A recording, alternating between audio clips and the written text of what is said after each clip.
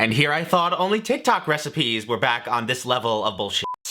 Well, hello my peeps and welcome back to the channel. Now, for the first time in a long time, I gave you guys 4 options to vote on over on my Instagram story. If you don't already follow me and you want to participate in the next one, it's David_Seymour1. But by an overwhelming margin, you guys selected more Instagram recipes, which I was fine with at first, until I was shuffling through some of your suggestions. Someone please explain to me the purpose of why we need to put the sausage inside the waffle, or which of y'all out there with a sane, functioning human brain would drink a pickle-tini. Pickle juice is not a cocktail mixer, people. But knowing how much my pain and suffering indulges all of your sick entertainment needs, I will in fact be remaking that pickle-tini for my first course and then following that up with the AI-generated spaghetti with Coke sauce. And for dessert, finishing everything with something that's both haunted my dreams and my nightmares, the bacon cinnamon rolls. Leave your bets down in the comments with how many hours I will be spending on the toilet bowl later. The over-under is 3, but I procrastinated long enough, so let's get right into this one.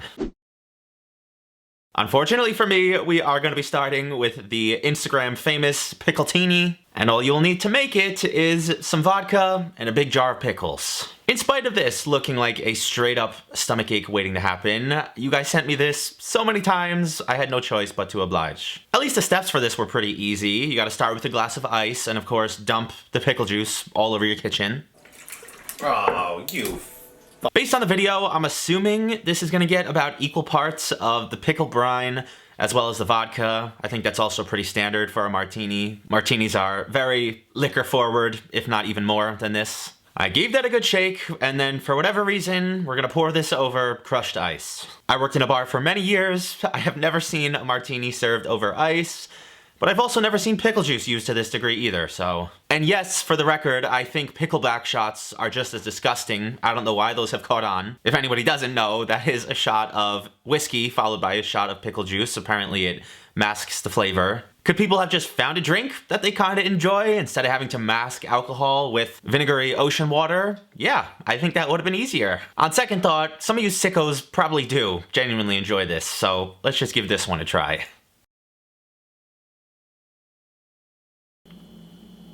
This wine glass is absurd.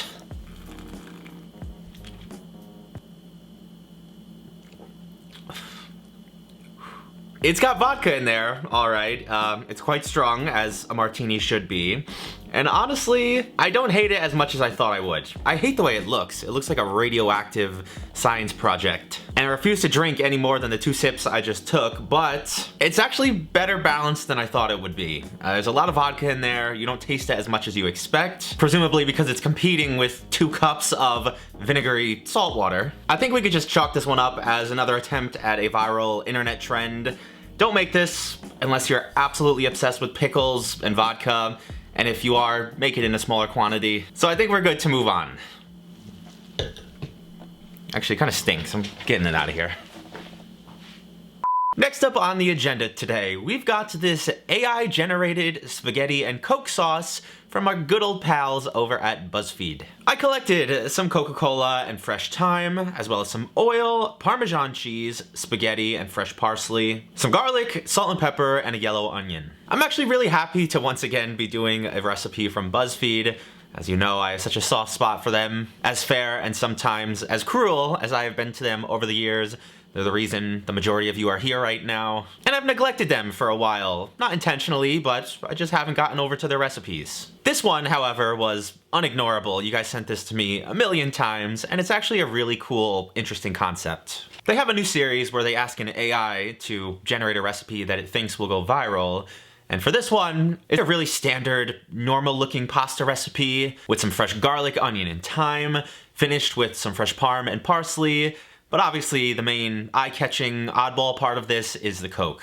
I was a little bit scared to make and consume this because God knows what happens on a molecular level when you apply this much heat for this amount of time to this many chemicals that are in Coke. I did start to notice after about 15 or 20 minutes, a very strange looking brown residue was appearing all over my pan and the oven. Not sure if the camera picked it up too well. It was almost stringy and very dark. It was staining up my pan. It was not coming off the non-stick surface, which had me a little worried. Maybe that's what happens when you reduce down corn syrup this much, I don't know. And when I thought the sauce was about 3 or 4 minutes from being done, I plopped the pasta down in there, gave it a toss to allow it to finish cooking in that sauce, and as I said, finished it with the fresh parsley and Parmesan. On the grand scale of bizarre internet creations, this one's pretty tame, in my opinion. She even said in the video that it ended up tasting pretty decent for how skeptical she first went into it. So I'm feeling pretty neutral overall on this one, so let's just give it a shot.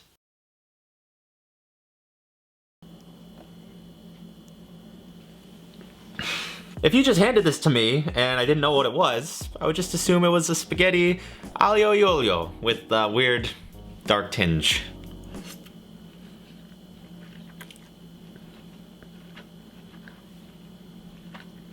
As weird as this one sounded and looked, I don't really care. This is damn good. It actually reminds me of a noodle dish we made in the past. I don't remember if it was an udon or a ramen, but anything you dump this much salt and cheese and herbs in is probably gonna taste good. The main prevailing flavor is the sweetness from the soda, and I don't know that I would guess that that's what it was coming from. Saying that, this would really benefit from some spice, either a little chili flakes or sambal, really any kind of hot sauce or heat source. I actually wished it was even more sauce on this. The noodles are a little bit dry, especially towards the top, but overall, I'm very pleased. I'm very impressed with this.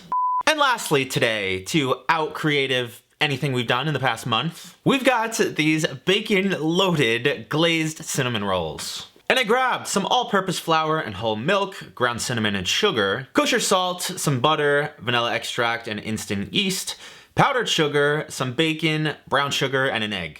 I'm thinking that the majority of you who sent this to me did so because you assumed I would think this is gross. Especially when you think back to some of the other times we've used bacon in baked goods. But am I alone in thinking that this looks incredible? For one, you cook the bacon first on its own, which is usually my biggest complaint. There will be no raw, rubbery-ass bacon anywhere near this thing, but I did want to leave it with a little bit of flex, just to make rolling up the cinnamon rolls at the end a little bit easier. And if you really think about it, we eat bacon alongside sweet stuff all the time, especially in this country with our pancakes, our super sugary cinnamon French toast. Like, this isn't that wild of a concept. Unfortunately, the original video I've been showing you this whole time does not have its own recipe for the cinnamon rolls or the glaze, so I found some recipes online. I will leave the ones that I'm using down in the description for you, but the dough was very simple. It all came together by hand, using instant yeast, so it's only gonna have to rise one time. And outside of adding a slab of bacon in the middle of each one of these rolls, they come together as any other cinnamon roll would.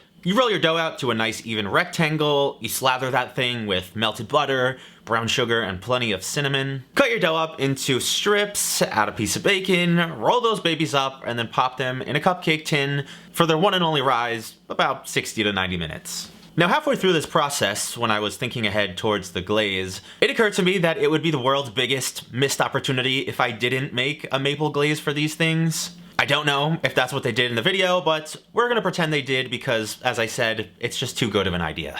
But I got my rolls baked off and looking absolutely gorgeous. These things smelled incredible as well, and considering they were made at 2 a.m., I did have to apologize to my parents for waking everybody up. I imagine they were dreaming that they were stuck in some Cinnabon somewhere, so again, my bad.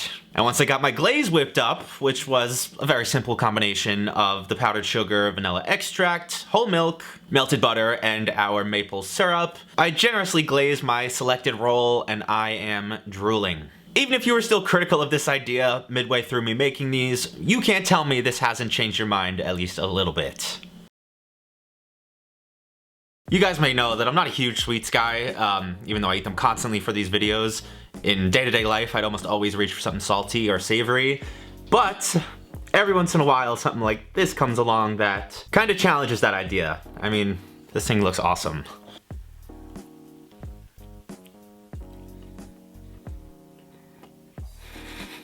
Just as I suspected, this thing is delicious. I would eat this for any breakfast any day. I don't care how violently American that is. It's incredibly sweet, of course, especially with all that frosting, but with the addition of the cinnamon, the maple, the crispy bacon, and how warm and like cozy this is really good. I still get that it's a little bit of a weird concept to wrap your head around, but if you like cinnamon rolls and you like bacon, you would like this. I mean, look how good this thing looks. It pairs way better than you might think, so if you got the time and the patience, I would definitely recommend giving this one a shot. But yeah, overall, a surprisingly delicious day.